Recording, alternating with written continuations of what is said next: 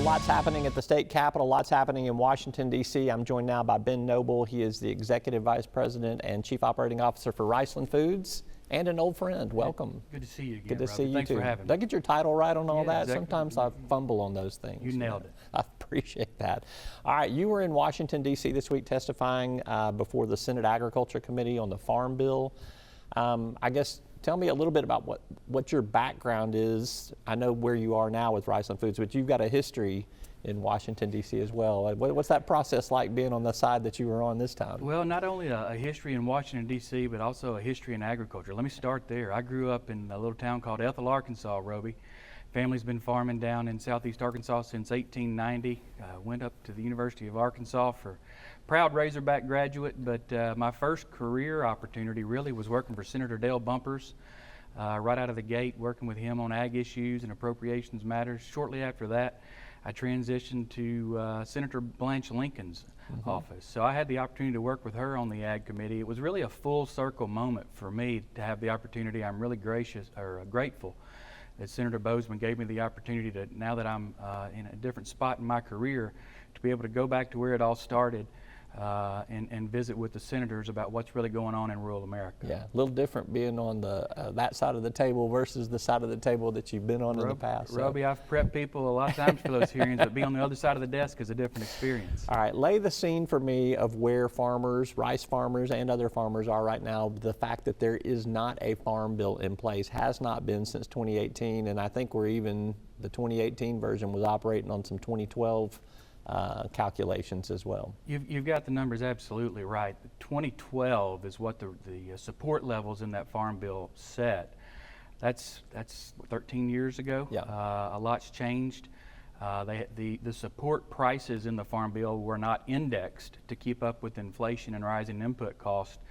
And so as farmers are trying to go out and get financing for this year's crop, the supports that the government's providing are insufficient. We've been saying for years, they've got to update those numbers. They've got to get those more modernized and in line with what farmers are really facing in reality. It's the equivalent of trying to, say, operate a business in 2025 using cost from 2012 that don't even apply, couldn't even keep you above water. That's absolutely, it's a great analogy. It's a great analogy. And when when you look at why does that matter so much this year? Well, we've all seen rising input costs in everything we touch. Farmers are no different. And unfortunately, the commodity prices are not in a great spot either. So you've got reduced income on one side, increased cost on the other, and it's creating a perfect storm. The likes of we really haven't seen since the 1980s. I know that's a point that Senator Bozeman, who's chairman of the Senate Ag Committee, continues to impress upon all the rest of the members. There was billions of dollars of losses last year, and the situation looks even worse this year. So that was the impetus behind my testimony and the hearing is, let's hurry up and do something. Yeah. Tell me a little bit about what specifically you asked for in terms of changes. Well, the primary one, we've got a laundry list, but the primary change that we're focused on is an increase in something called the PLC, the Price Loss Coverage Payment. And when you referenced operating off 2012 numbers and we're up to 2025, we want to increase that number so that the PLC reference price, what Congress uses to base the payments to farmers on, that needs to be higher. It just needs to be adjusted upwards. I'm not going to put a number on the table. I don't want to negotiate with myself. But I'll tell you, last year when Chairman G.T. Thompson in the House Ag Committee, he actually got an updated PLC payment through the House Ag Committee. So we were pleased with the framework he put on the board last year. Unfortunately, it stalled when it got to the Senate. Then Chairman Stabenow didn't keep that momentum moving forward. We're glad to see Chairman Thompson and Chairman Bozeman are working well together, and we're hopeful. But you're going to ask me at some point, do we really see some changes occurring this year? It's cloudy. The budget debate that's occurring, I'm sure you're going to cover in other aspects of your program, overshadows everything. What happens with the tax extensions? At the end of the day, all of that debate ends up having an impact on what kind of allocations and what kind of limitations the Ag Committee has. So I'm hopeful they don't tie Chairman Bozeman's hands so that he can provide us the support we need. Everything that I read says it might be back half of 2025 before we see a farm bill that could actually be presented for potential votes.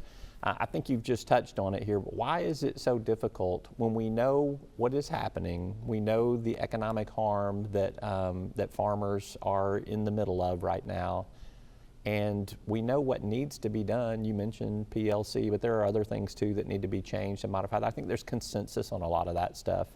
Why is it so difficult for Congress to do what needs to happen a couple of years ago today? Well, I hate to say it, but you referenced, I used to work up there. A lot of the dynamics of Congress have changed over the last 25, 30 years, and there's not as many people like Chairman Bozeman and Congressman Crawford and others that actually focus on rural issues and agriculture. And I was pleased that I was able to provide that testimony, and the Senate Ag Committee certainly heard it. But you're only talking about 15 to 20 senators when there's 100 there and 435 members of the House. Getting attention on ag issues gets harder and harder every year. So I don't criticize Senator Bozeman at all. I think he's doing all he can to raise the awareness. That's part of the reason he had the hearing. But there's just not as much, we don't have as much support across the entire congressional complex as agriculture possibly used to have. Yeah, and I talked to bankers that do a lot of agricultural loans too, just recently did a story on that and have heard some of their horror stories about how difficult it is, how they're trying to work with their farming clients, but also have to keep their banks, operational as well. I guess just what's the worst case scenario that you think could happen if this gets pushed out too far down the road? Well, I think one thing I'll say that's happening already is there are farmers that are not getting financed this year, excuse me, and they're not going to be farming next year. If you look at Interstate 40 south down to the north of Louisiana, somewhere between 15 and 20% of those farmers for one ag lender, I'm not saying across the entire region, but for one ag lender I'm pretty familiar with, 20% of their portfolio is not, their farmers are not getting financing this year. So there's farmers that won't be farming. So that's obviously a concerning thing. Some of that land may remain fallow. It won't get farmed this year. And when we're talking about this growing season, this calendar year, if they don't update it this year, with the commodity prices where they are, and we get to the fall, and you and I are sitting here at this same time next year, that number is going to be astronomically higher. Yeah. You're going to have fewer farmers farming. You possibly could have more land that's out of production.